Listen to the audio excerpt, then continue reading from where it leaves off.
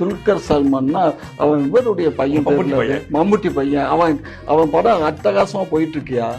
என்ன படம்? அவன் ஒரு லாஸ்ட் கொள்ளடிக்கிற மாதிரி படம் உங்களுக்கு ரொம்ப பிடிச்சிருக்குமா? அந்த படம் திமுக எடுத்த மாதிரி இருக்கும். அந்த படம் அந்த படம் கிட்டத்தட்ட இப்போ இதுல லக்கி பாஸ்கர் லக்கி பாஸ்கர் 1000 உங்க படம் தானே அது. நீங்க தானே இந்த மாதிரி ராபரி பண்றது, அது ரொம்ப பிடிக்கும். திருட்டு கொள்ளை கற்பழிப்புனா ரொம்ப இன்ட்ரெஸ்டிங்கா இருக்குமா உங்களுக்கு?